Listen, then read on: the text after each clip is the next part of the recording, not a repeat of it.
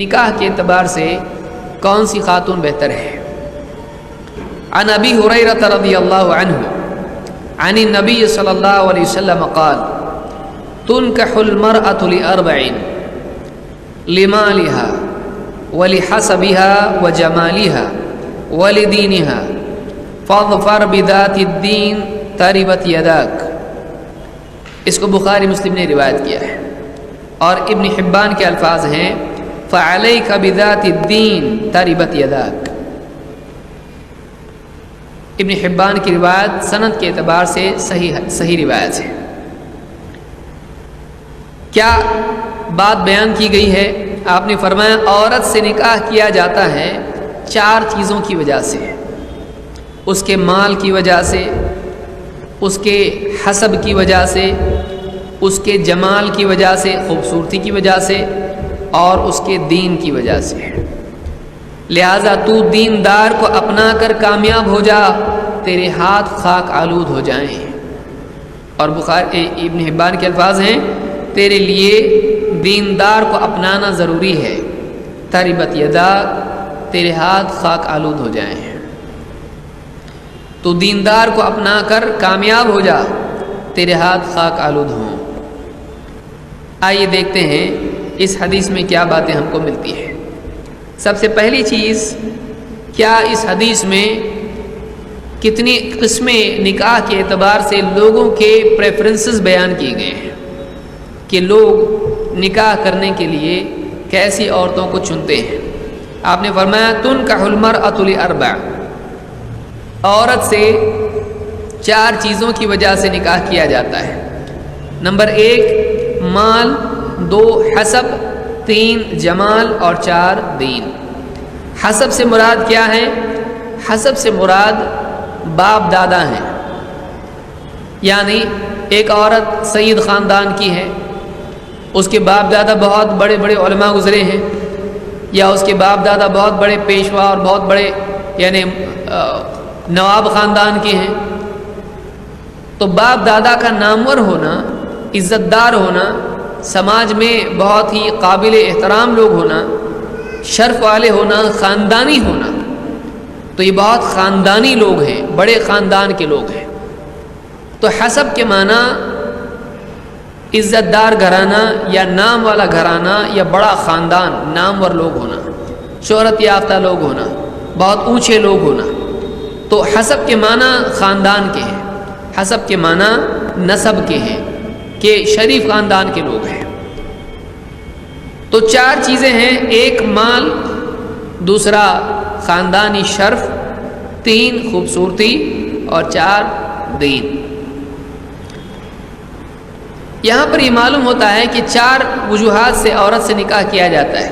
تو کیا یہاں پر یہ بتایا جا رہا ہے کہ ایک آدمی کو یہ 4 چیزیں دیکھنا چاہیے کہ وہ نکاح کرنے میں دیکھے کہ مالدار ہے کیا نہیں، اور اونچے خاندان والے ہیں یا نہیں، اسی طرح سے خوبصورت ہے یا نہیں، دیندار ہے یا نہیں؟ کیا یہ بات یہاں پر بیان کی جا رہی؟ نہیں، یہاں یہ بتایا جا رہا ہے کہ جو بھی آدمی نکاح کرتا ہے، دنیا میں الگ الگ لوگ ہیں، ذہنیتیں الگ الگ ہیں، کسی کی پسند کچھ ہوتی ہے، کسی کی پسند کچھ ہوتی ہے۔ کوئی دیکھتا ہے بدصورت بھی چلے گی، مالدار ہونا چاہیے، مالدار ہوگی تو مال آئے گا۔ کوئی کہتا ہے غریب چلے گی لیکن خوبصورت ہونا چاہیے۔ کوئی کہتا ہے کہ بڑے خاندان کی ہونا چاہیے، اس لیے کہ ہمارا خاندان بھی بڑا ہے، ہم کو بڑے خاندان کے لوگ چاہیے، بدصورت بھی چلے گی، خوبصورت بھی چلے گی، بڑے خاندان کے لوگ چاہیے۔ کوئی کہتا ہے ہم کو سید ہی چاہیے چاہے غریب ہو۔ تو لوگ نکاح کرنے کے اعتبار سے مختلف چیزوں کو ترجیح دیتے ہیں۔ یہاں یہ نہیں بتایا جا رہا کہ آپ کو نکاح کرتے وقت ان چاروں چیزوں کو دیکھ کر ہی نکاح کرنا چاہیے، ان 4 چیزوں میں کمی ہو تو نہیں کریں، ایسا نہیں ہے۔ یہاں پر لوگوں کی عادت بیان کی جا رہی ہے۔ یہاں ترغیب نہیں ہے کہ آپ بھی مال دیکھو، یا لوگوں کا حال بیان کیا جا رہا ہے کہ لوگ کیا کیا دیکھتے ہیں، لوگ کیا کیا دیکھتے ہیں۔ لیکن یہاں بتایا کیا گیا ہے فاظفر بذات الدین، تو دیندار کو اپنا کے کامیاب ہو جا۔ تو یہاں پر 4 چیزیں بتا کر، مال، بڑا خاندان، اور خوبصورتی اور دینداری، ان 4 چیزوں میں بتایا گیا کہ تو دینداری کو چن. یعنی اگر تجھ کو چننے کا موقع آئے، سب سے پہلی چیز جو تجھ کو دیکھنا چاہیے کہ جس کے ہونے نہ ہونے پر تو رشتہ قبول اور رد کرے، وہ دین ہونا چاہیے. جس بنیاد پر رشتہ دیکھا جائے کہ ہاں ہماری ہے تو کس چیز پر ہے، وہ دین ہونا چاہیے. بعض اوقات یہ ہوتا ہے، بڑی بڑی باتیں لوگ کرتے ہیں کہ ہم کو دیندار چاہیے، ہم کو یوں چاہیے. دیکھتے ہیں بچی کو دیندار ہے، ایک دم اعلیٰ قسم کی دیندار بچی ہے، لیکن دیکھتے ہیں کہ رنگ تھوڑا سا سانولا ہے. رنگ کیا ہے؟ سانولا ہے. اب سانولے رنگ کی وجہ سے دینداری رد ہو جاتی ہے. لڑکی تھوڑی دبلی پتلی ہے، یا لڑکی ایسی ہے زیادہ بھاری بھرکم ہے، یا فلاں چیز ہے یا فلاں چیز ہے. دینداری بچی میں ہوتی ہے، لیکن دینداری بس نام کے لیے بولتے ہیں تاکہ نام خراب نہ ہو. ہم کو دیندار چاہیے، کچھ نہیں ہوگا تو چلے گا. لیکن جب دیکھتے ہیں کہ بچی خوبصورت اتنی نہیں جتنی ان کو چاہیے، کیونکہ یہ فلمیں دیکھنے کے عادی ہیں، ان کو تو بس اب خوبصورت ہی چاہیے، تو دینداری نام کے لیے ہوتی ہے. اگر تھوڑا سا بھی خوبصورتی میں کمی آ جائے، رشتہ رد ہو جاتا ہے. تو یہاں پر یہ بتایا نہیں گیا ہے کہ آپ خوبصورتی بھی دیکھو ہی، بلکہ یہاں یہ بتایا گیا کہ اصل بنیاد قبول و رد کی دین ہونا چاہیے. یہ اور بات ہے کہ کوئی نوجوان کہے کہ مجھ کو دیندار بھی چاہیے، خوبصورت بھی چاہیے، اچھے خاندان کی بھی چاہیے، اچھے گھر کی چاہیے، تو اس میں کوئی حرج نہیں ہے. یہ نہیں کہا جا رہا ہے کہ آپ بدصورت دیندار ڈھونڈو، یہ نہیں کہا جا رہا ہے. اور دیکھیے، بدصورت بھی اگر کوئی ہے، خوبصورت نہیں ہے، تو اس کو بنانے والا کون ہے؟ اس کو بنانے والا اللہ ہے. بہت ساری خواتین ایسی ہوتی ہیں کہ جو صورت میں اتنی اچھی نہیں ہوتی ہیں، لیکن سیرت میں وہ اچھوں پر فائق ہوتی ہیں. اور عورت کی اصل زینت اس کا کردار ہے، اس کی خوبصورتی نہیں ہے، اس کے زیورات، اس کا مال نہیں ہے. اس کی اصل عزت اس کے اعمال ہیں، اس کا خاندان نہیں ہے. خاندان اس کی چوائس نہیں ہے، لیکن اعمال اس کی چوائس ہیں. انسان کا کمال وہ چیزیں نہیں ہوتی ہیں جو اپنے آپ اس کو مل گئی. انسان کا کمال وہ چیزیں ہوتی ہیں جو محنت کر کے اس نے پایا ہے. خاندان تو ایسے ہی مل گیا اس کو، اللہ نے جس خاندان میں چاہا ڈال دیا، جو چہرہ چاہا دے دیا. لیکن جو نیکیاں اس نے کمائی ہیں، جو کیریکٹر اپنا اس نے بنایا ہے، یہ اس کا اپنا کمایا ہوا ہے. اصل اس کی عزت جو ہے اس کے اپنی کمائی کی بنیاد پر ہے، نہ کہ وہ جو اس کو مل گیا. تو بہت ساری بچیاں خوبصورت نہیں ہوتی ہیں، لیکن وہ گھر گرہستی کے اعتبار سے بہت عقل مند ہوتی ہیں. گھر چلانے کے اعتبار سے بہت ہی صاف ستھرا معاملہ ان کا ہوتا ہے. بہت اپنے آپ کو بچا کے جینے والی ہوتی ہیں، بہت شرم و حیا والی ہوتی ہیں. بہت ساری خوبصورت خواتین بے پردہ ہوتی ہیں، اور بہت ساری خواتین جو خوبصورت نہیں ہوتی ہیں وہ اپنی عزت کو بچا کے پردے میں جینے والی ہوتی ہیں. ان کی نگاہیں شوہر سے آگے نہیں بڑھتی ہیں. یہ عورت کا اصل وصف ہے. تو یہاں پر یہ نہیں بتایا گیا کہ آپ مال کی بنیاد پر رشتہ چنو. ایک آگے لوگ چنتے ہیں، لوگ دیکھتے ہیں مال کو، لوگ دیکھتے ہیں خوبصورتی کو، لوگ دیکھتے ہیں خاندان کو. تم واقعی دیکھنا ہے تم کو نمبر 1 پر تمہاری چوائس کیا ہونا چاہیے. نمبر 1 چیز جس کو تم دیکھو کیا ہونا چاہیے. آپ نے فرمایا فاظفر بذات الدین، تو دیندار کو چن لے. فاظفر، کامیاب ہو جا. اس حدیث میں دیندار عورت کی فضیلت ہے کہ دنیا میں کتنی خوبصورت ہیں عورتیں ہیں، کتنے اچھے اچھے خاندان والی عورت ہیں، کتنی مالدار خواتین ہیں. ان میں سب سے زیادہ ٹاپ پہ کون ہے؟ اللہ کے نزدیک، نبی صلی اللہ علیہ وسلم کے نزدیک ان میں سب سے اعلیٰ عورت کون ہے؟ وہ عورت ہے جو دیندار ہے. تو اس سے دیندار عورت کی فضیلت باقی عورتوں پر معلوم ہوتی ہے.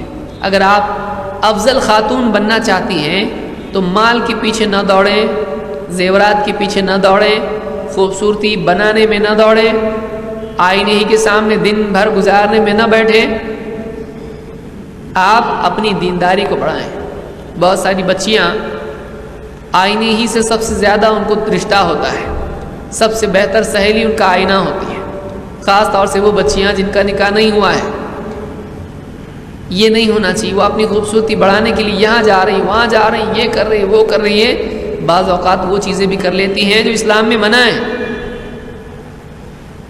بلیچنگ اور یہ کچھ اور کیا کچھ نہیں, بہت ساری چیزیں.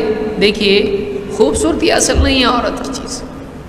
زیورات بڑھا کر اپنے آپ کو جنتی نہیں بنا سکتی ہے. اپنے آپ کو جنتی بنانا اللہ اور اس کے رسول کے نزدیک خیر والی عورت بنانا یہ ہے کہ عورت دیندار ہو, اس کے اندر اچھا ہو, اس کے ایمان, تقوی, اخلاق, صبر, توکل, یقین, ہمدردی, الفت, نصیحت, خیر خواہی, یہ کیا ہیں؟ یہ بہت سارے کام ہیں, یہ اپنے اندر پیدا کرنا چاہیے. تو دیندار عورت کی فضیلت اس حدیث سے معلوم ہوتی ہے.